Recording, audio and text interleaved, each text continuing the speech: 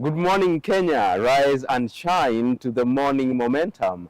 Your daily rundown of a top story making the headlines on the papers. Today is the 18th day of March 2025, and use the hashtag the morning momentum at Younib Media TV at Alphonce Albakwekwe. Let's take a look at the top stories making the headlines, and we start with the Standard. On the front page, the top story is fooling Kenyans. Now, from claims of saving the country from a political precipice to rhetoric about their marriage being the answer to the country's problems, ODM leader Raila Odinga and President William Ruto's newfound marriage has little to do with the people. It's all about power, plum positions, and self-preservation. We'll catch up with that beefed up for you on page 8. Also this morning on the Standard on page 2, censorship. PS cancels Standard advertising. That is the advertisement with the Standard group or the Standard paper. Now on page 6 also, new dawn for Meru politics. This is after the swearing in of former deputy governor of Meru County, who now takes over as the county boss. That story is beefed up for you on page 6. On sports news, tough week for Stars coach is beefed up for you on page 40 of the Standard this morning. So that's all on the front page of the Standard. Let's take a look at the Daily Nation on the front page this morning. Why parents are worried about CBC. Now, Pioneer Grade 9 students are set to transition to senior school next year. Confusion surrounding transition from junior to secondary school and the myriad challenges bedevailing the new education system have pushed some parents to move their children to expensive institutions offering international curricula. That story is beefed up for you on page 4 and page 5 of the Daily Nation this morning. On page 3, how married man's date with lover ended in police cell death. You'll catch up with that in a short while.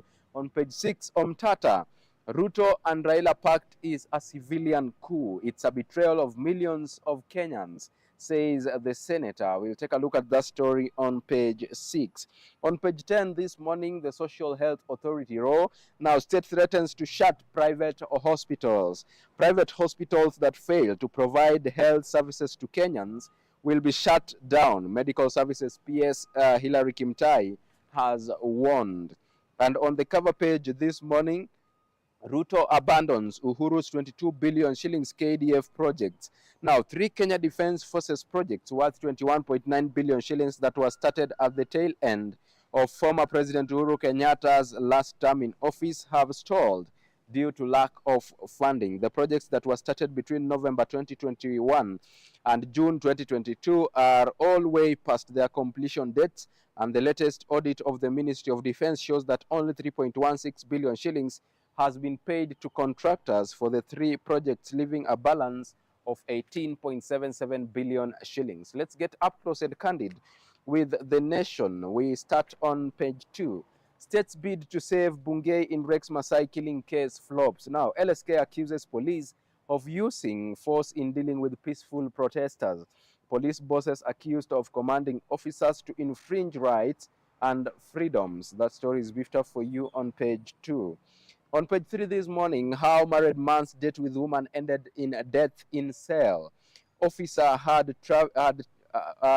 telling his colleagues that they had been briefed to arrest Njoki and pay for her fare to Nairobi. Police say he attempted suicide and died at hospital while receiving treatment, but girlfriend dismisses claims. That story is on page 3. Now, the alleged reason behind the pair's arrest at a bar, widow says her co-wife would abandon her small child in Nairobi as she joined Gadhungu in his escapades. Ms. Njoki's mother had allegedly complained about the abandonment several times, but this time she was using the police to scare off her daughter and end their relationship. That story is beefed up for you on page 3.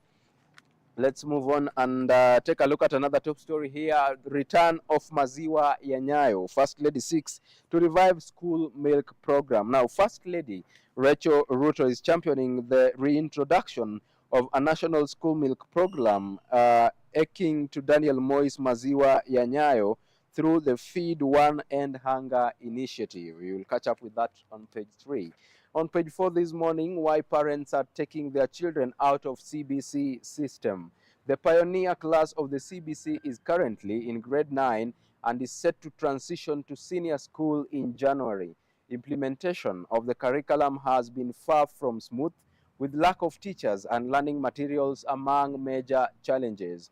Career pathways in senior school are 3, and students in senior school will have 3 career pathways to choose from. That is social sciences, arts and sports, and science and technology, engineering, and mathematics. You'll catch up with that story on page 4 of the Daily Nation this morning. On page 5, why mathematics won't be compulsory in senior school. In 3 years, close to 2 million candidates scored between D and E in mathematics in the Kenya Certificate of Secondary Education examinations. This translates to 72.22% of the total candidature scoring D and below. The details have emerged as a debate rages on ranking mathematics on optional subject in senior school under the competency-based curriculum CBC. And that story is beefed up for you on page 5. Let's take a look at page 6. Omtata slams Ruto Raila pact as a civilian coup.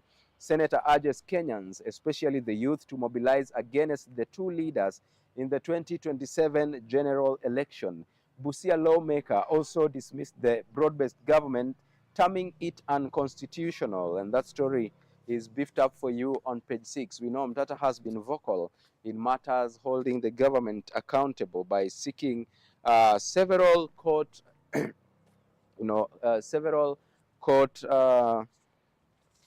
implementations to bar the government from proceeding with things he considers not right. Let's take a look at page 7. What awaits Governor Mutuma in cleaning up Meru County image? Former deputy takes charge of devolved unit affairs after a protracted court battle. Leaders who attended swearing in called for an end to divisions to create an environment of peace and unity. Leaders present included former County Chief Kiraitu Murungi among leaders who attended the swearing-in ceremony. It was graced by a host of leaders, including Water CS Eric Muga, Mr. Murungi, former Agriculture CS Mithika Linturi, former Deputy Governor Raphael Murungi, and Titus Ntuchui.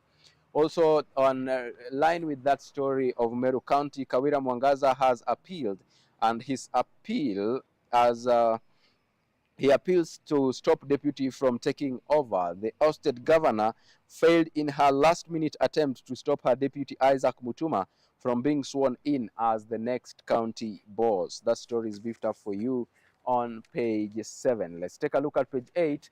Kura and Kera on the spot over opaque county road projects.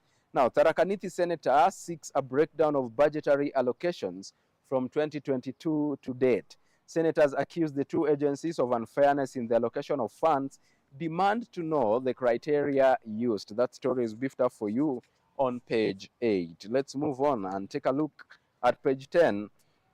State threatens to shut down private hospitals in Bills Row. Now, PSAs, hospitals are required to offer outpatient services to all.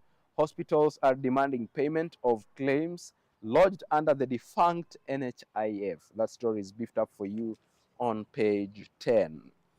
Let's move on and take a look at page 12.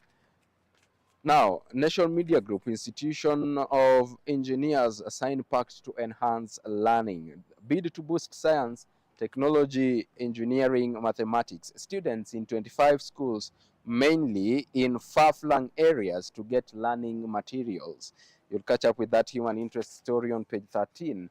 On page 14, this morning audit report exposes rampant corruption in the counties. Now, officials in the devolved units failed to provide documentary evidence of expenditures during audit. The procurement of pharmaceuticals and legal services have become some of the avenues for governors to plunder billions of taxpayers' money in the counties, the latest audit report has revealed. From wanton plunder of public funds and unethical practices, the report for the financial year ending June 30th, 2024 details how some of the counties have spent taxpayers' money in total violation of procurement laws. That story is beefed up for you on page 14. In numbers, 93 million, 9 million shillings rather, is the amount Wajir County used to repair a generator. 9 million shillings. Amount could have bought a new generator. 3.3 million shillings is the fee Marsabit County paid lawyers in a case in which the aggravated party sought 1.028 million shillings in damages for wrongful detention of a motor vehicle. Quite sarcastic right there. You're spending 9 million to repair a generator when that can buy a new one, at the same time using 3.3 million shillings to pay a lawyer for a case worth 1.028 million shillings. All that is on page 14. Let's shift gears and take a look at the expert opinion. This is how we can ensure success of police reforms. The outdated perception of the police as tools of oppression can be dispelled through well-structured and effectively implemented reforms. That story is beefed up for you on page 16. On page 17, Ruto cements quote-unquote serial liar tag in tour. It became the norm that with the news of an impending presidential visit, children were removed from schools, shops, markets, and other businesses places shuttered. All right. Also on the expert opinion, again, politics weight, management reserves right of admission. That story is also on page 17 for you. On the DN2 powering SMEs this morning, it's about sustainable dreads. This one, I know ladies love it too much. You'll catch up with the article beefed up for you on page 2 and page 3. The artificial hair used for braiding has a short lifespan. Once it serves its purpose, it's often carelessly discarded, contributing to environmental pollution. And there is an entrepreneur that has found a solution to that by using dreadlocks. Okay, quite interesting. Let's move on and take a look at more stories on the nation, and we move to county news now. Al-Shabaab or local militia queries over village invasion. This is in Lamu County. Suspected terrorists raided Mangai, preached and distributed dates. Residents say militants called some villagers by their names, thus raising suspicions. That story is beefed up for you on page 21. Briefly, in Machakos County, county seeks partnership to replace U.S. aid. The county government is exploring new partnerships after the withdrawal of funding from the U.S. aid immediately after President Donald Trump came to power. Health Executive Justus Kasivu is optimistic that new partners will step in and fill the void left behind by the U.S. aid. In Nairobi County, boost to parents as Starehe bursary cash increased. Mukuru parents and guardians in Nairobi South and Landimawe wards are a happy lot after Starehe MP Amos Mwago Maina distributed bursary forms yesterday. In Kajiado County, medics pay strike. Patients pain as hospitals are deserted. Hundreds of patients who depend on public hospitals for medical care are greatly hurt as nurses and midwives strike enter the third week amid a hard stance by the county government.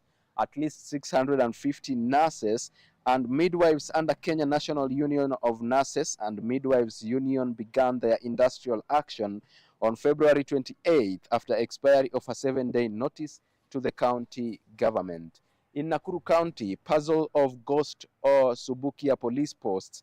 Years after their completion, Mbogoini police post and Haji AP post in the Wasejes area of Subukia, Nakuru County remain unoccupied, failing to fulfill their intended role of curbing insecurity. Built to enhance security and provide a quicker response to crime in the vast rural area, the police posts have never hosted officers, leaving the community vulnerable to rising crime, especially livestock theft. That story is beefed up for you on page 21. On page 22 this morning, the rise and fall of Kenya's pitiful Pyrethrum empire. Pyrethrum Board of Kenya has debts in billions of shillings, leading to its decline. These disused machines and aging trucks give the impression of an abandoned historical site. The 10 billion is the amount pyrethrum used to earn in foreign exchange for Kenya in the 80s and the 90s. It was such a lucrative sector. In Homa Bay County, a suicide note, a death and deadly plunge into Riviera. In a text message to her sister a few days after March 5th, Mercy Nyasaka, who sounded troubled, allegedly disclosed the chilling plans she had made to end her own life. Now, I quote what was in the letter: "This is the best way I have seen to end my endless pain and judgments," she allegedly wrote. Less than a week after the message on March 12th, Miss Nyasaka reportedly disappeared from home in Mbita, Homa Bay County at around 10 a.m. That story is beefed up for you on page 22. Let's move on and take a look at the international scene right now. Trump and Putin to speak on ending Ukraine war. Russia wants NATO nations to exclude Kyiv from membership. America is trying to win Russia's support for a proposed 30-day ceasefire deal. In Addis Ababa, briefly, Ethiopia seeks to help to prevent conflict in Tigray. The Ethiopian government has called for urgent international support to prevent a resurgence of conflict in the Tigray region in northern Ethiopia, accusing political faction of committing quote-unquote multiple violations of the peace accord that ended a 2-year war. In Tripoli, that is in Libya, education minister gets 3 years in jail for corruption. And back in Nairobi, Rwanda, Belgium expel diplomats over Congo conflict. Belgium and Rwanda announced the expulsion of each other's diplomats as relations deteriorated over allegations about their respective roles in the conflict in the DR Congo. Kigali gave Belgian diplomats 48 hours to leave, accusing Brussels of quote-unquote using lies and manipulation to secure an unjustified hostile opinion of Rwanda. Let's shift gears and take a look at business news now. Ministers Inc. JKIA customer service charter. Now, state taps 11 billion shillings crisis cash to pay doctors' bills. Now, that is also another top story right there. The digit stands at 1.75 billion shillings, which is the amount the controller of budget approved for settling salary arrears owed to doctors. Right, let's take a look at sports news on the Nation this morning. We start with basketball. Ife Kazmi, American teen star, sets sights on playing for Kenya.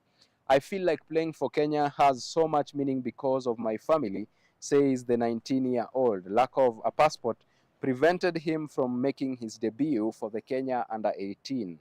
In matters golf, Lennox Mutua wins fourth leg of NCBA series, and that story is beefed up for you on page 33. Sorry. Let's move on and take a look at page 34. Rally drivers prepare for Kenya's brutal gravel roads. Focus will be on how the new Hankook tires perform on the tough terrain. Two-time champion Kel Rovanpera admits he will need to adjust to accommodate to the new tires, and that story is beefed up for you on page 34. Back home in football, police midfielder Bajaba eager to make Stars debut. Kenya will face the Gambia Gabon in crucial 2026 FIFA World Cup qualifiers. The 22-year-old is one of the 5 local best players in Benny McCarthy's final side, and that story is beefed up for you on page 35. Let's take a look at the cover page. Uhuru's 22 billion shillings KDF projects stall over funding.